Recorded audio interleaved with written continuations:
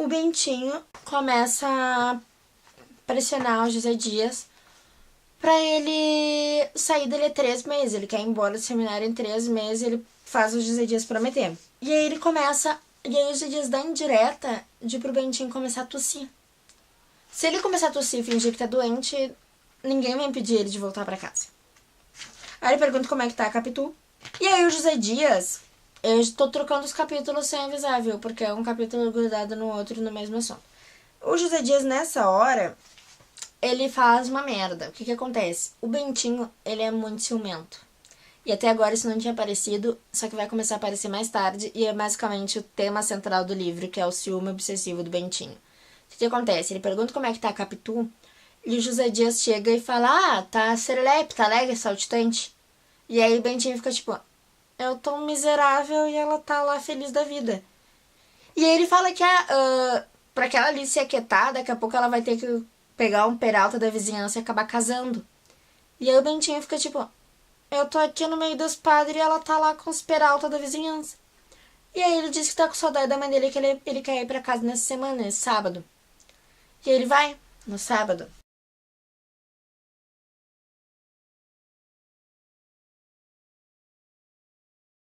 Tá, o próximo capítulo, a gente já tá no 65, no capítulo 65. O próximo capítulo é a dissimulação. O que acontece? O Bentinho quer falar pro Escobar dele da Capitu. E ele fica tipo, ele é meu amigo, não sei o que. E a Capitu fica tipo, mas ele não é meu amigo, o segredo não é só teu, eu não quero que tu conte. E aí ele se cala a boca dele e obedece. E ela manda ele embora pra casa da mãe dele, porque a mãe dele deve estar com saudade também. E a mãe dele, nessa altura, já sentiu a separação. E aí ela começa a perguntar pras pessoas se acham que ele vai ser um bom padre.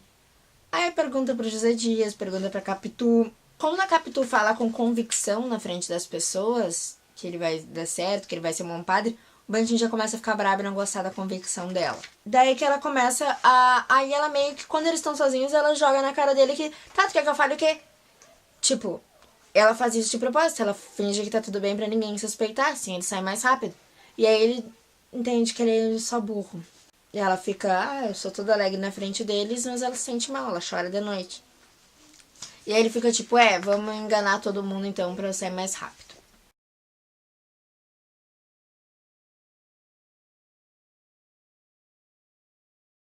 Esse aí já trata da intimidade que a Capitu e a mãe do Bentinho desenvolvem. A Capitu começa a praticamente morar na casa do Bentinho, ela vai lá todo dia, ela costura com a mãe dele, ela estuda perto da mãe dele, ela fala... Porque o que acontece? Como a mãe dele perdeu o Bentinho, a Capitu meio que entra substituindo pra ganhar os coração da sogra. E aí o que acontece? Tudo que ela faz, ela vai lá e dá as graças pra Dona Glória. E a Dona Glória começa a dar presente pra ela, dar joia pra ela, dar coisa pra ela, porque ela gosta mesmo da menina. E quando a Dona Glória adoece, fica com febre, a Capitu que fica de enfermeira. Ela exige que a enfermeira seja só a Capitu, ela não quer outra pessoa. E aí ela já vê que, tipo, ganhei a velha. Aí a prima Justina já começa a ensinar que a Capitu quer o dinheiro da Dona Glória. Ela só quer o filho mesmo, mas... né? Dona Justina sempre pensa perto das pessoas. 67. Um pecado. O que acontece? Nesse aí, como a Dona Glória não melhorou da febre, ela manda buscar o Bentinho.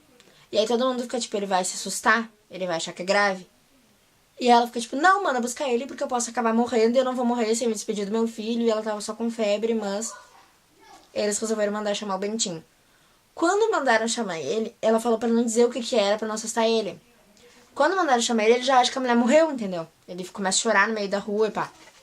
E por um momento ele se sente muito, muito, muito, muito, muito culpado. Porque por 1 milésimo de segundo passa na cabeça dele que se a mãe dele morresse, ia acabar o seminário. E aí ele começa a chorar de culpa de novo, porque foi uma coisa horrível que ele pensou, mas ele não pensou conscientemente. E ele quer chegar pedindo desculpa pra mãe dele. Ele não confessou na hora aquele pensamento, ele não teve coragem de falar pro padre, aí ele acha irônico que agora ele tá publicando isso num livro.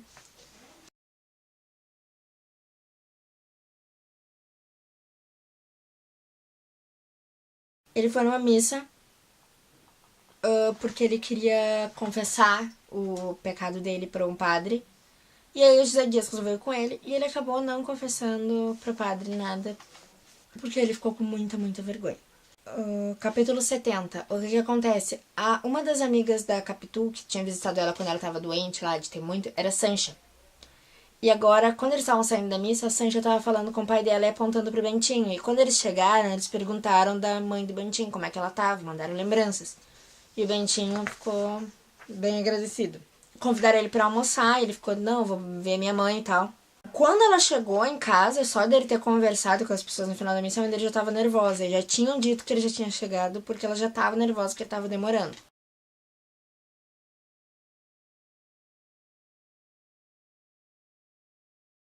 O que acontece? O Escobar, esse menino que era amigo dele no seminário, foi visitar ele.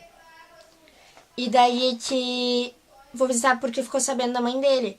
E ele perguntou se os outros meninos já sabiam. Ele disse, algumas pessoas no seminário já sabem. E ele foi visitar. E aí todo mundo na família adorou o Escobar. Porque ele era inteligente, ele era culto, ele era legal, ele era simpático, ele era muito educado, muito respeitoso. Todo mundo adorou ele. Até a prima Justina não achou nada de ruim pra falar pra ele. Até ficou, tipo... é legal, mas... E aí todo mundo ficou tipo, mas o quê? E ela não achou como completar a frase. Depois ela consegue, depois de muito tempo catando, ela consegue achar uma coisa ruim no menino, mas... Convidaram ele pra jantar, ele ficou pra jantar. A Capitu só viu o Escobar quando ele tava indo embora. Só de longe, assim, quando ele tava indo. E aí o Bentinho que disse, aquele é o Escobar. Começa a falar do destino. Ele começa a referir ao Otelo. Ele propõe que... Ele acha que o destino não funciona do jeito que as pessoas esperam. E ele propõe que as peças e as literaturas, os livros, começassem a mostrar o fim primeiro. Tipo, começa com Otelo matando a Desdémona no primeiro ato. E depois a ação, tipo, decrescente das coisas. Como é que chegaram naquele ponto.